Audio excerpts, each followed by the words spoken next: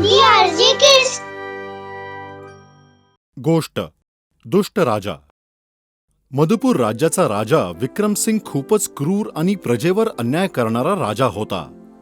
त्याच्या दरबारातील सर्व मंत्री आणि अधिकारी त्यांच्यासारखेच दुष्ट आणि लालची होते. एक दिवस दरबारातील 2 सैनिक एका गरीब शेतकऱ्याला घेऊन येतात. राजा विचारतो, या शेतकऱ्याला दरबारात सादर करण्याचा काय उद्देश आहे? महाराज, ह्याने ह्या वर्षीचा कर दिला नाहीये, त्यामुळे ह्याला पकडून आम्ही इथे आणलंय. महाराज, यावर्षी पिकांचं उत्पन्न चांगलं नाहीये. खूप नुकसान झालंय. माझ्याकडे आता काहीच नाहीये. गप्प बस. जर याच्या पुढे एक शब्द जरी बोललास तर याच क्षणी तुझं डोकं धडापासून वेगळं करण्यात येईल. पूर्ण दरबारमध्ये शांतता पसरते. शेतकरी हात जोडून नजर झुकवून उभा राहतो. सैनिकांनो, लगेच जा आणि या शेतकऱ्याचे सगळे शेत जप्त करा. आमच्या आदेशाचं पालन व्हावं. हो महाराज. दोन्ही सैनिक शेतकऱ्याला घेऊन त्याच्या शेतावर जातात. शेतकरी त्यांच्यासमोर खूप रडतो, पाय पडतो, परंतु सैनिकवर त्याचा काहीच परिणाम होत नाही. माझी शेती जप्त करू नका. मी पुढच्या वर्षी सर्व कर भरून टाकेन. सोडा मला. दया करा दादा, दया करा. सरळ मार्गाने जमिनीवर खिळा ठोकू दे, नाहीतर प्राण गमवावे लागतील. सैनिक लाल झेंडा शेतकऱ्याच्या शेतात गाडतात. शेतकरी रडत घरी येतो आणि आपल्या पत्नी दुर्गाला बोलतो, दुर्गा, आपलं आयुष्य उद्ध्वस्त झालं. सर्व काही संपलं. जरा व्यवस्थित सांगा, काय झालंय? आपली सर्व शेती महाराजांनी जप्त केली. आजपासून आपल्या शेतावर कोणाचाच अधिकार नाहीये. आपण काहीतरी करूया. तुम्ही दुःखी होऊ नका. शेती न करता आपण कसे जगू शकणार आहोत? आपण हे गाव सोडून दुसऱ्या गावी जाऊया. तिथे काबाड कष्ट करूया. अगं पण दुर्गा, हे एवढं सोपं नाहीये. आपण दोघे मिळून काही ना काही करूयाच. आपण आज रात्रीच हे गाव सोडून देऊ. ठीक आहे. रात्र होताच दोघे पती पत्नी गरजेचे वस्तू घेऊन जंगलाच्या वाटेवर चालू लागतात. थोडा वेळ चालल्यानंतर काही अंतरावर दोघांना काही आवाज ऐकू येतो. असं वाटतंय की कोणीतरी ओमचा जप करीत आहे. हो, इथेच जवळून आवाज येतो आहे. चल बघूया. ते बघा, त्या झाडाखाली साधू महाराज तपस्या करतायत. अरे हो, तिथेच त्यांची झोपडी देखील आहे आणि ते बघ, शेळी देखील बांधली आहे. चल तिथे जाऊया. दोघे बाबांना प्रणाम करतात. बाबा आपले डोळे उघडतात आणि विचारतात, रात्रीच्या वेळी जंगलात येण्याचं काय तात्पर्य आहे? बाबा, आमचं सगळं काही राजाने हिसकावून घेतलंय. त्यामुळेच बाबा, आम्ही आमचा जीव वाचवून तिथून निघालो आहोत. शेतकरी रडू लागतो. अरे मुला, रडू नकोस. शेतकरी तर अन्नदाता आहे. तुम्ही दोघे या आसनावर आरामात बसा. मी तुमच्यासाठी झोपडीतून दूध आणतो. बाबा झोपडीच्या आत जातात आणि दोघांसाठी दूध आणतात. हे दूध ग्रहण करा.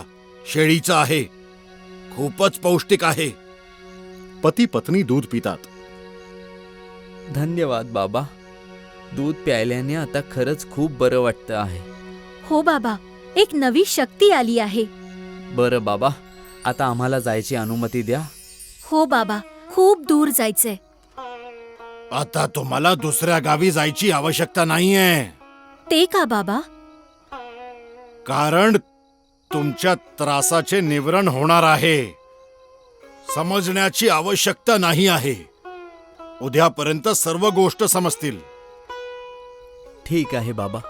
आता जा, आपल्या गावी परत जा आणि ह्या शेळीला आपल्या बरोबर घेऊन जा. तुमचे सर्व त्रास दूर होतील. जा बाळा, उशीर नको करूस. हो बाबा. आणि हो, तुम्ही लोक या शेळीपासून जेवढं पाहिजे तेवढं दूध घेऊ शकता. आणि ह्या शेळीच्या थानाखाली एक भांड ठेवा. ते भांड दुधाने आपोआप भरेल. ठीक आहे बाबा. दोघे बाबांचे आशीर्वाद घेऊन आपल्या गावी जाऊ लागतात. गावी पोचता पोचता सकाळ होते. गावाच्या रस्त्यावर राजाचे दोन्ही सैनिक भेटतात. चल राजाकडे. सैनिक दोघांना बकरीसहित राजाजवळ घेऊन जातात. महाराज, सकाळी सकाळी यांना गावात घुसताना पकडलं आहे. रात्री कुठे गेला होतात तुम्ही आणि ही शेळी कोणाची आहे? महाराज, शेती नसल्याने या गावात आमचं जगणं शक्य नव्हतं. त्यामुळे आम्ही विचार केला की आम्ही दुसऱ्या गावात जाऊ आणि म्हणूनच आम्ही या गावातून निघून गेलो होतो. अच्छा, तर परत काय कारणाने आला? महाराज, रस्त्यात आम्हाला एक साधू बाबा भेटले. त्यांनी ही चमत्कारी शेळी दिली आहे आणि त्यांनीच आम्हाला परत गावी जाण्यास सांगितले. असं काय खास आहे या शेळीमध्ये? महाराज, ह्या शेळीच्या खाली जे काही भांड ठेवाल ते भांड दुधाने पूर्णपणे भरेल. ह्या शेळीचं दूध खूपच स्वादिष्ट आहे. तर ठीक आहे, या शेळीचं दूध आम्हाला प्यायचं आहे. सैनिक लगेच शेळीच्या खाली एक मोठं भांड ठेवतात. पाहता पाहता भांड दुधाने भरून जातं. राजाला ते दूध प्यायला दिलं जातं. दूध पिताच राजा बोलतात, वाह, हे तर खूपच स्वादिष्ट आहे. असं दूध आम्ही आजपर्यंत प्यायलेलो नाही. ही शेळी आता राजमहालात राहील. महाराज, असं करू नका महाराज. आमच्याकडे हेच एक जगण्याचं साधन आहे. सैनिक हो, शेतकरी आणि त्याच्या पत्नीला त्वरित जेलमध्ये टाका. हे ऐकतच सैनिक शेतकरी आणि त्याच्या पत्नीला तुरंत जेलमध्ये घेऊन जातात. दोघी राजासमोर विणवणी करतात, परंतु राजा काहीच ऐकत नाही आणि दोघांना जेलमध्ये टाकलं जातं. आता या शेळीचं दूध आमच्या दरबारातील सगळ्या मंत्र्यांना प्यायला दिलं जावं.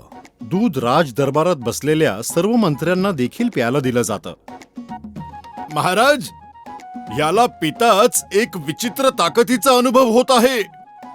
हो महाराज, हे दूध अद्भुतच आहे. परंतु थोड्याच वेळात सर्व राजमंत्री आणि राजाची तब्येत बिघडू लागते. हे मला काय होत आहे? अचानकच माझी तब्येत खराब होत आहे. महाराज, माझी सुद्धा तब्येत बिघडत आहे. महाराज, काहीतरी करा तुम्ही. दरबारातील सैनिक हे सर्व पाहून घाबरून जातात. त्यांना काहीच समजत नाही. तेवढ्यात राजा बोलतो, सैनिक, आत्ताच्या आत्ता जंगलात जा आणि त्या साधूला इथे घेऊन या. सैनिक त्वरित जंगलात जातात आणि साधूला राजमहालात घेऊन येतात. महाराज, तुम्ही मला इकडे का बोलवलत? बाबा, आम्ही तुम्ही दिलेल्या शेळीचं दूध प्यायलो आणि त्याच्या पिण्यानंतर आम्हा सगळ्यांची तब्येत बिघडली आहे. आता आम्ही काय करायचं बाबा? हे तुमच्याच कामाचं फळ आहे महाराज. तुम्ही खूप पाप केले आहेत. तुम्ही तुमच्या गरीब प्रजेला खूप सतावलं आहे. आता तुम्हाला कोणीच वाचवू शकत नाही. कर्माचे फळ तर भोगावेच लागतील. नाही बाबा, मी माझ्या सगळ्या केलेल्या चुका सुधारेन. जसं तुम्ही सांगाल तसं मी करेन, पण आमचे प्राण वाचवा बाबा. महाराज, आपले प्राण वाचवायचे असेल तर एकच उपाय आहे. ते काय आहे बाबा? तुम्ही ज्या शेतकऱ्याला कारावासात बंद केला आहे त्याला पत्नी समवेत आत्ताच मुक्त करा. त्याची जमीन आणि त्याची शेळी त्याला परत करा. सैनिक हो, त्वरित आदेशाचं पालन होवो. त्याचबरोबर महाराज, तुम्ही ज्या ज्या लोकांची जमीन घेतली आहे त्या सर्वांना तुम्ही परत करा आणि आत्तापासून प्रजेला सर्व करांपासून मुक्त करा. मी या क्षणापासूनच प्रजेला सर्व करांपासून मुक्त करतो आणि सगळ्यांच्या जमिनी परत करतो. राजाच्या आदेशाने शेतकऱ्यांनी त्याच्या पत्नीला कारावासातून मुक्त केलं जातं. मी माझ्या प्रजेला खूप सतावलं आहे, पण आजपासून या राज्यात कुणीच दुःखी नाही राहणार. राजा आणि मंत्रीची तब्येत सुधारते आणि त्या दिवसापासून त्या राज्यातील प्रजा सुखी आयुष्य जगू लागतात.